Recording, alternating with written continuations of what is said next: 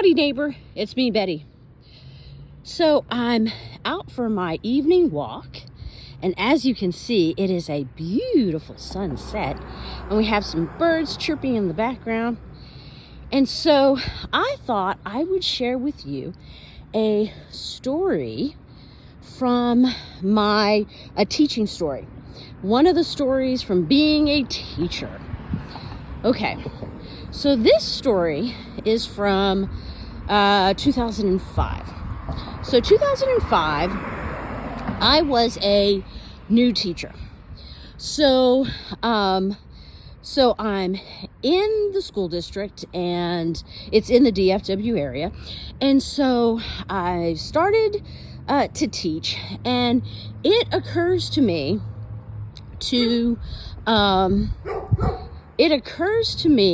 I'd gotten a new apartment. I got an apartment that was close to the school district that I was working at the time, and I wanted to get some, more furniture pieces. And I really liked at the time, and I still do, Pier 1 Imports. And so I thought to myself that I could get a part-time job working at Pier 1 Imports, so that way I could get a discount and I could get more of some of the furnishings that I liked, because they have some really nice pieces.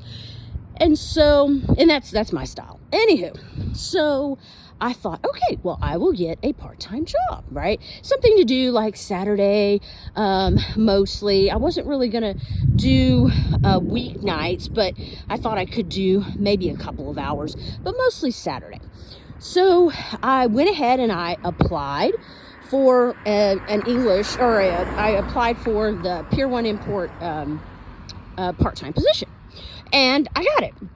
So there I was, I'm teaching English, and I'm, I've gotten this part-time job, and I'm mostly just there on Saturday. And so, the job was fine. The people were fine. Things were fine. Okay. So, one day, it was a Saturday, and this Pier 1 was not in the area that I taught at. I didn't even think about, would I run into other staff members? It didn't even occur to me. And so again, it wasn't in the city where I taught at. So one day I'm there, it's a Saturday, and so I'm on the sales floor, and then this woman walks in. And so I immediately recognize her as a teacher from the school that I taught at. And so it was too late for me to kind of, go hide in the back. And so I, said hello. Of course I greeted her because I was like the sales associate on the floor. That was my job. And so I did that. And she was like, so you work here? And I said, oh yeah, I just work here. I'm very part-time. I just do a few hours a week.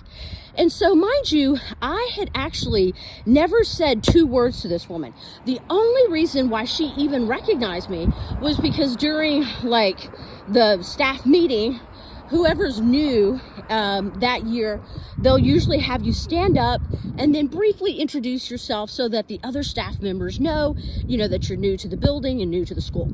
So that's all she would have known me from. So really, she does not know me from a can of paint, and I don't know her from a can of paint. I literally had never spoken to her. So the first time, even though I worked in the same school building, I worked in the same school building with her, the first time I actually spoke to her was in Pier 1 Imports. Funny enough. And so anyways, so I thought it was odd that, she was here, because I was thinking, you don't even live well, maybe she lives in the area, but I didn't know that. And so she says to me, so you work here? And I'm like, oh yes, I work here very part-time. I just have a few hours on Saturdays. And that was it, right? And I remember from my interactions with her, I remembered it was a problem. You know how you get that kind of feeling with people when they kind of they're thinking that something's a problem. You just get that feeling, that kind of tension. And so she didn't really need any help. And then I kind of, moved on and, did other things in the store. Well, so that was Saturday, right? So on Monday, so that year I actually worked, my position was a split position. So I worked at one school in the morning and I worked at another school in the afternoon. So this is the school that I worked to in the afternoon, which is where the teacher knew me. Didn't really know me. But anyway, so that, on Monday, so I met her, I saw her at Pier 1 on Saturday. And then on Monday, I get an email that I need to come to the principal's office. And I'm thinking to myself, oh no, right? Because that's never a good sign, right? And I'm thinking, this is odd. I'm a new teacher. Nothing has happened. Why do I need to go to the principal's office, right? And at this point, I had completely forgotten about running into that lady. I was not thinking about that lady at all. As I said, I didn't even know her name. She didn't know my name. So I go to the principal's office and they ask me to sit down. I sit down and she says to me, this is the principal, mind you. So she says to me, so I hear that you're working at Pier 1 Imports. I'm like, oh my gosh, I could, and as I said, I had forgotten about it. And I could not believe that little busybody woman, she either would have texted her that weekend, so maybe Saturday, because yes, some teachers do actually have the principal's cell phone number. So she'd either texted her or she somehow talked to her Monday morning in order for the principal to call me in to her office on Monday afternoon. I could not believe it. And so the principal's like, so I hear you're working at Pier 1 Imports. And I was like, yes. I have it's very part-time. I'm just there on Saturday. And she's like, well, I'm kind of surprised by that because you're a new teacher. And I'm just not so sure about that, because, you are new. And so I said, well, as I said, I'm just there on Saturday for a few hours. So it's not going to be, it's not going to be a distraction and it's not going to be a burden because it's only a few hours on one day a week. And so I could tell that didn't really, she accepted that reasoning, but I could tell she didn't like it. But in my mind, I'm thinking, it's really none of your business, the fact that I work a part-time job. I mean, teachers do that, and for her to kind of try to make it a capital issue that I had a part-time job one day a week, I thought was completely absurd. And of course, for that busybody teacher, I don't even know her name, that had, made it a point to tell the principal, that I was working at Pier 1. So I ended up, then that was the end of the conversation with the principal, and that was it. I ended up actually working there probably for another month, and I didn't leave because of them. I actually just left because, because I was working so little, it was really not worth my time. I wasn't making as much money as I wanted to make for it to really be, for me to consider it worth my time. So I ended up just quitting the job, after, I don't know, maybe 2 months or so. So, but I thought I would share that story to share with you about how, being a teacher is a lot like living in a fishbowl. So you are constantly being scrutinized by everyone, whether that's admin, staff in the building, also students, and then parents, right?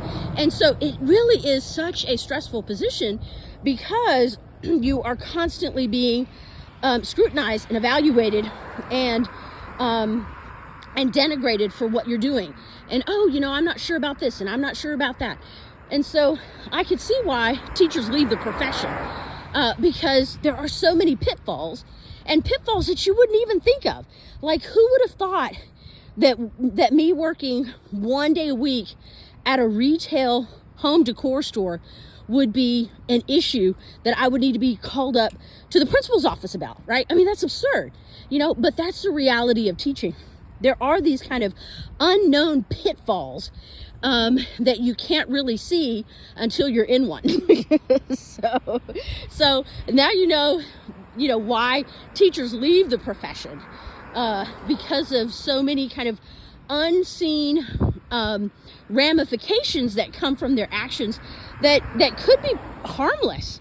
Because I mean, working there for 4 hours on a Saturday, was that really distracting me from my teaching role? Absolutely not. Absolutely not. But for them to kind of make it into such a capital offense was so absurd. But anyways, I thought I would share that story, and I'll share some more stories to come from my teaching days.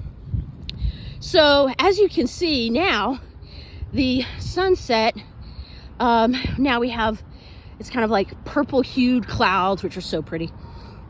But I think I'll just let this run for a little bit. But you tell me, what do you think? Do you think that it should have been made into such a big deal? Do you kind of side with them, or do you side with me? Hopefully you side with me. Because I'm right. Well, anywho, so I think I'll let this run just for a few more seconds, and then I'm gonna leave you. Okay. Until next time, keep walking.